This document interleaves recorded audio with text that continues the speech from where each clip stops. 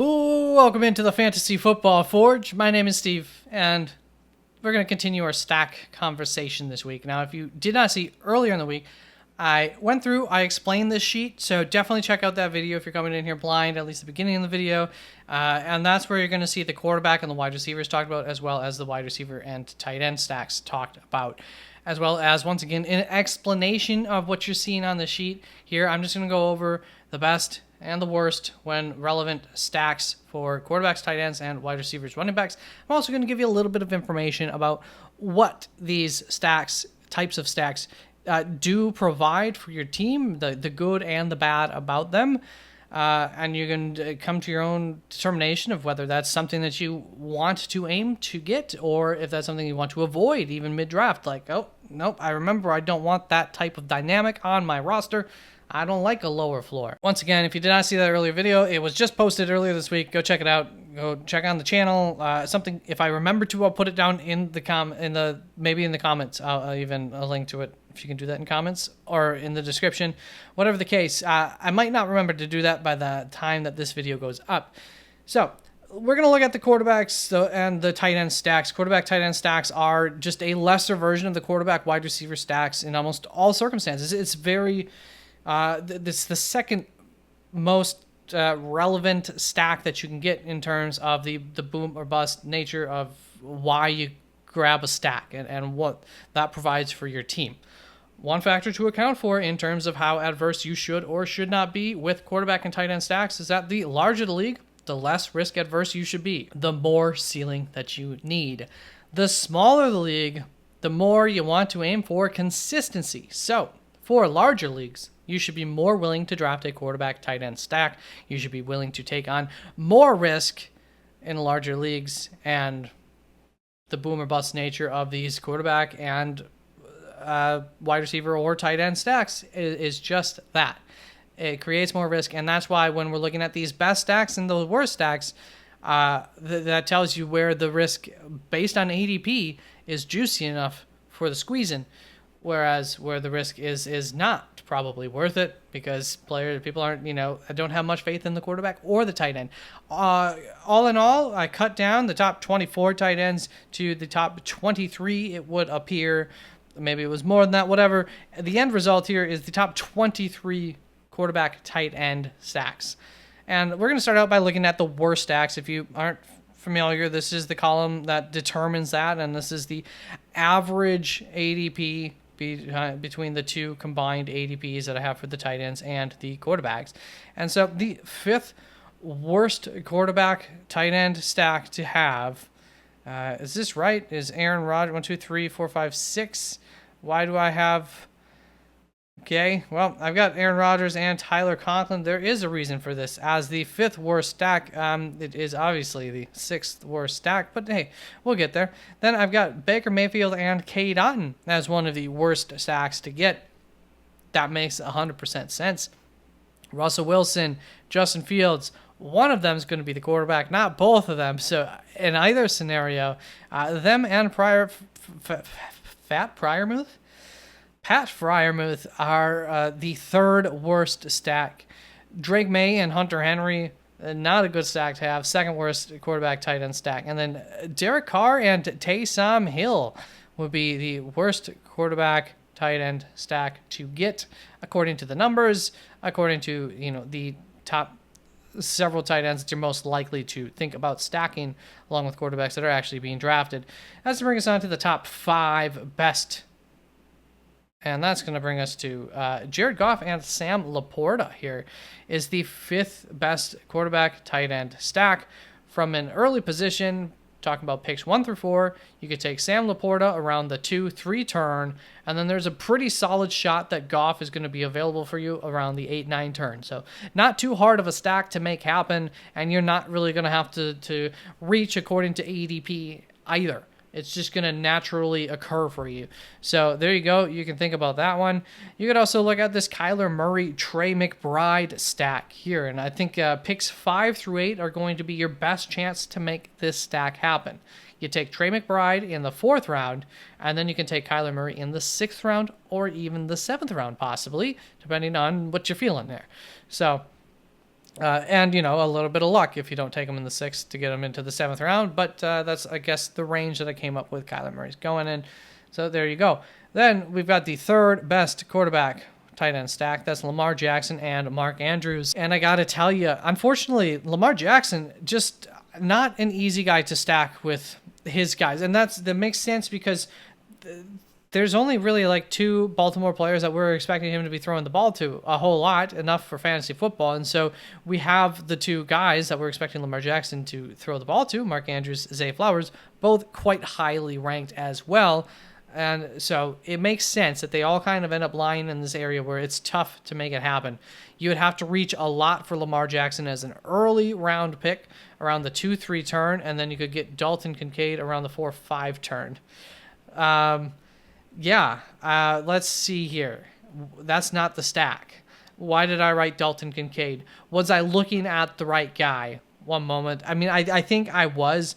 I don't know why I'm thinking or writing Dalton Kincaid there. Is Dalton Kincaid even on the list? Well, he is. He's here with Josh Allen. So I think they're close enough here. We can say, I'm talking about Mark Andrews. Hopefully my analysis was on the right guy, but it's pretty darn close anyways. So let's talk about Josh Allen, Dalton Kincaid. Yeah, I was just like, maybe I read the Josh Allen, Dalton Kincaid description that I have, but I didn't. All right, so number 2, Josh Allen and Dalton Kincaid for your quarterback tight end stack. If you take Josh Allen somewhere in the middle of the 2nd round, talking picks 3 through 10 there, anywhere in there, you grab him there.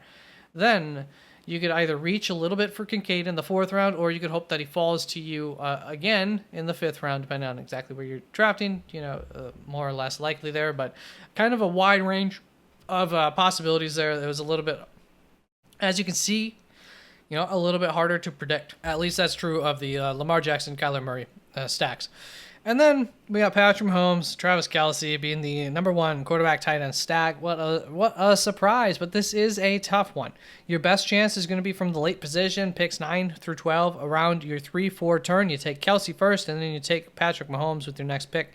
And this is another situation where also pay attention to what your teammates are taking, especially if you want to make this stack happen. Have they taken any tight ends or quarterbacks? If so, then you probably just take the opposite of that, expecting them not to take, or the same, the opposite of that, expecting them not to be taking 2 quarterbacks, 2 tight ends. Just increase your odds a little bit, especially that early on in the draft. Once again, 2 quarterback leagues will change that up a little bit for Patrick Mahomes, of course. But that's going to change it up a lot in terms of, you probably shouldn't be using these ADPs in that kind of instance. And an honorable mention for a tough stack to make happen would be the Dak Prescott, Jake Ferguson stack. For whatever reason, I did not feel that is an easy one to make happen. Of course, there was, a fair amount of a variety here of outcomes, especially when you look at Dak Prescott. Look at that standard deviation there. Where is he getting taken? I tend to think this sleeper is probably the most accurate number here between the 3 of them, but he is a guy who is very volatile in where he's going to get taken in draft based on what people think of him and if they've already taken a quarterback or not. Like, I think quite a bit of Dak Prescott in terms of him being good and him being a value. I still don't end up with him on my fantasy rosters too often. So that is that. That's going to bring us on to the wide receiver and running back stacks, which obviously this is going to bring us our biggest sample size, a sample size of 60 wide receiver and running back stacks. So there is a fair bit to go through here, despite the fact that this is the most odd stack to attack. So let's talk a little bit about it.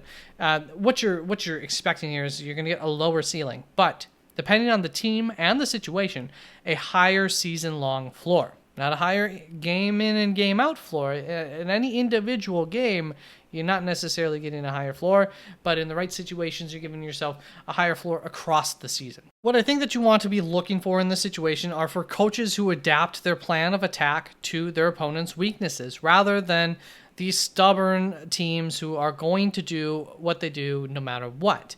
For instance, when Harbaugh and Roman get near the end zone this year, we expect that they very well may just run it 3 times right up the gut in a row in an attempt to score. At least, often enough, not every time. Regardless of the opponent, Don't care if this opponent's really good at stopping the run or not. We're gonna dictate the tone. That is those guys' kinds of attitude, especially in terms of the running game. So they're just gonna do what they do in those situations. I would rather not have a wide receiver and running back on a team like that, being the Los Angeles Chargers. And now I wrote this before looking at this list. I mean, I created the list and everything, but before really looking at it, and I had no clue that this was at the bottom here. I just remember that this is so funny. After I wrote that and I saw this, I was like, holy cow, what are the odds? So that I used them as the example, but that is that example of like, I don't want to pair those up. You know, it's for a different reason that they end up getting to the bottom of this list, but there's a part of the reason that I use them as that example is just like they're not a team that, you know, we're expecting too much from offensively this year. Who knows how? Let's see. I'm not absolutely avoiding this type of stack, but I'm not attacking it in terms of the wide receiver running back stack. If my board leads to this type of situation, so be it. I will try to make sure that I go with the boom/bust options somewhere on my roster to give myself a little extra pop week in and week out just in case everything goes kaplat between the two of them. And because I'm expecting this to, once again, give me a lower ceiling. So I want that little pop. One factor to account for in terms of how adverse that you should or should not be with wide receiver and running back stacks is that the larger the league, the less risk adverse that you should be, the more ceiling that you need. The smaller the league, the more that you want to aim for consistency. Can you tell? I've read that 4 times now for this recording. So, not this recording, but for the recording of this series.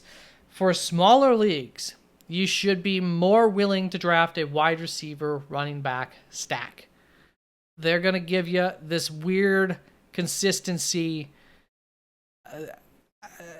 that I think works out in smaller leagues. Although I think I don't know that I feel the same way about like a 4-team league. It's like 6-8 I'm talking about. You should be a little bit more willing to let the stack happen.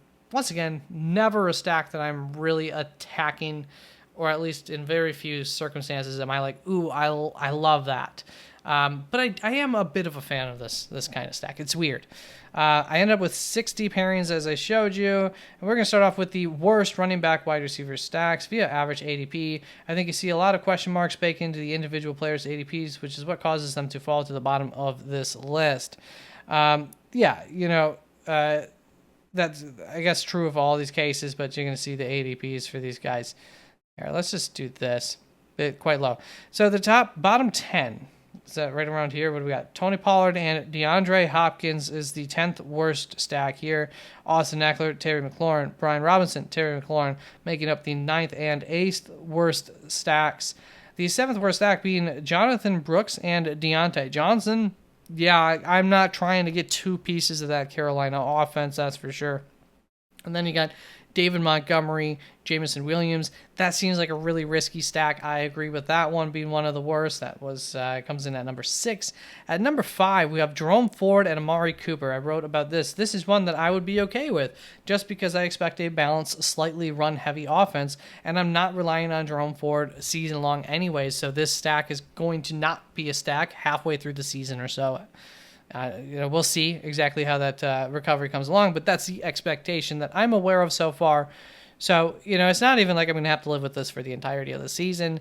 Jerome Ford's a bit of a loner for a portion of time, probably not even one of my starting running backs. Then Tyjae Spears, probably not one of your starting running backs as well. That's going to be really true of most of these, although I could see people like banking on Javonte Williams as their RB2 if they go heavy wide receivers and a quarterback tight end. So that makes up your 4th and the 3rd worst stacks. Kelvin Ridley, DeAndre Hopkins not really making it out to be in the top of any stacks and at the bottom of some of them. And then we got Devontae Williams and Courtland Sutton being one of the worst stacks. Yeah, I mean, I've got concerns about both of them, so that makes a lot of sense to me. And Gus Edwards, Lad McConkey is the worst stack. Now, I talked about, so let's see. I didn't plan for my example to be the Chargers and for this to be the single worst stack via how I calculated that. Okay, all that said, yeah, this is not a stack that I want, but I would kind of be okay with it because I actually think that Gus Edwards is getting drafted possibly at a value, and I'm not drafting him as one of my top 2 running backs, or most likely even as my possible flex running back at this point in the draft anyways. But there's a lot of upside there, and I really am a believer in Ladd McConkey and think that he could end up being a deal. So I actually don't mind this stack in terms of value of where you're getting these guys, but I'm hoping that I don't have to play them the same week too often. However, at least I know what I'm getting into if I do. Gus Edwards is going to get his touchdowns if they get their opportunities, and Ladd McConkey is going to get me, hopefully, a base amount of catches and yardage. I think are the strengths of each of these guys, ultimately in terms of their fantasy value.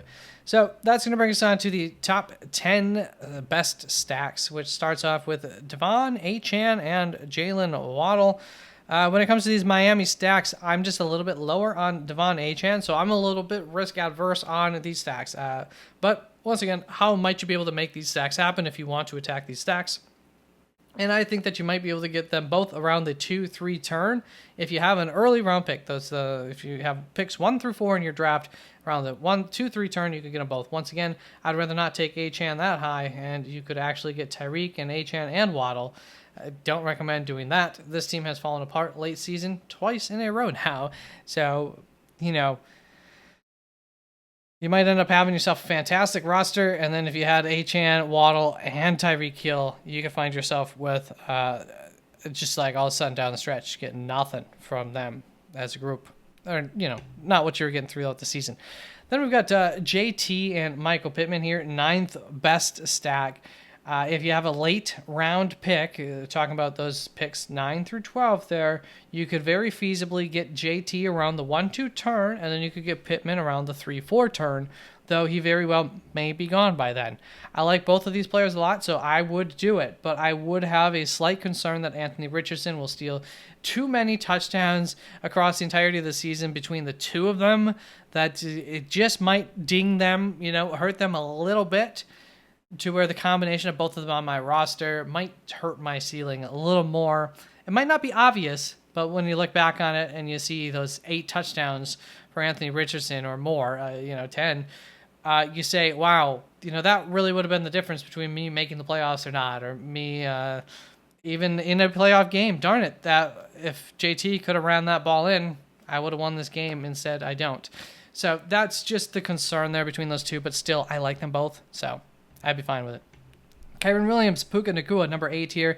Let's see. I wrote same as Saquon and Brown. See, I wrote this in the wrong order yet again on myself. And then I didn't, when I was writing these out, I didn't take that into. So same as Saquon and Brown, basically, but from the 10th pick. So in terms of making Saquon Barkley and A.J. Brown work, if you have the 9th pick, you'd be taking them both at their average ADP. So it's very possible, though I wouldn't plan on it coming through. So, yeah, and if you're in a 10-team league, this actually works out very easily to get the A.J. Brown, Saquon Barkley, or the Kyren Williams, Puka Nacua stacks if you want to attack those. Quite easy to make that happen in 10-team leagues. Just saw that happen live on Thursday, actually, in a draft in a 10-team league. Somebody had the number 9 or 10 pick, and they got Saquon and A.J. Brown. I was like, hey, I have a comment about that from I think it was from the 9th pick. So, like I said, you'd be taking both of them at their average ADP, and then the same works out for Kyren Williams and Puka Nacua, except for at the 10th pick, 10 and 11, or 9 and 12 ADPs. Christian McCaffrey, Deebo Samuel makes up the 6th best stack, and this is a stack that you could expect to make happen. So if you like those two, you can be pretty reliable that you're not going to have to reach or anything for Deebo Samuel, but he's still probably going to be there after you've taken Christian McCaffrey. Devon Achane and Tyreek Hill, you very well can make the stack happen. I just think that Achane is being drafted too highly. Yep, I talked about that. But I did not talk about this. If you are in a league where you get paid out for having the highest score in any given week, those types of situations, then these two would give you a lot of pop. Achane, Tyreek Hill, to help maybe get your team being a multi-week top scoring team. And that's how you can rake in some of the dough. Then Bijan Robinson, Drake London. Once again, this is depends on what you think of Atlanta. But this is a very realistic stack based on ADP. I would be okay with it, but I would rather not have it if I'm only playing in one league, because, like I said, I do think there is some risk to this Atlanta offense. As much depends on Kirk Cousins returning to form, and could go poorly if he doesn't return to form, or if these guys just, well, especially like the Drake London, Kyle Pitts, just aren't anything special, and it ends up being that, Kirk Cousins is working with some subpar NFL talent, even though the college talent we know was fantastic. Should bring us on to Christian McCaffrey, Brandon Ayuk. And this stack's a little bit harder to get than the Christian McCaffrey, Deebo Samuel stack, but not impossible. With a little bit of luck, it can happen. But at least, like, if you take Christian McCaffrey, you get a shot at the Ayuk, and then if that doesn't come through, there's a better shot that you can stack it up with Deebo Samuel. So you get a decent shot either way if you want this running back wide receiver stack, which for San Francisco, yeah, I mean, why not? And you got Jahmyr Gibbs, Amon-Ra St. Brown, another one, like, why not? However, this is nearly impossible to make happen in 12-team leagues, although I do think that this is one where, yeah, in a 10-team league, though, you could very well make this one happen. And that's going to bring us on to the number one running back, wide receiver stack, Breece Hall, Garrett Wilson. Shocker? I don't know. They're both being ranked very highly, obviously, so this makes sense. This is nearly impossible to pull off in a 12-team league, and similarly, it's not very likely even for a 10-team league. And I have enough questions about this offense that I'm not 100% sure that I would like to invest my first 2 picks on both of these guys. It's, same thing with, like, Atlanta. Like, it's not a guarantee that this offense comes. No, I like this talent, and this talent has proven more so far. I don't want to knock Bijan, Breece Hall. We could just say that they're equal. But the Garrett Wilson versus Drake London, I think we know which one has been better so far in the league, and that's why we're taking them higher in drafts. But yeah, there's all these stacks. My bad. I hope that didn't make a loud noise. Do have a couple of honorable mentions for tough to get stacks that we did not talk about. Aaron Jones and Jordan Addison is quite unlikely unless you want to reach for Addison, and it may work in a 10-team league, but it's also just not a duo that I would suggest trying to attack. Swift and Odunze seems quite unlikely. I really wouldn't want to pair them up anyways, but if you wanted to, Rome is highly volatile ADP-wise, so it is actually quite possible too, because that ADP, it depends. But based on their actual ADPs, it was quite unlikely. So just one of those where, I mean, if we look at this, standard deviation number is going to be on in the yellow, I would assume, at least. We're looking for Swift and Odunze.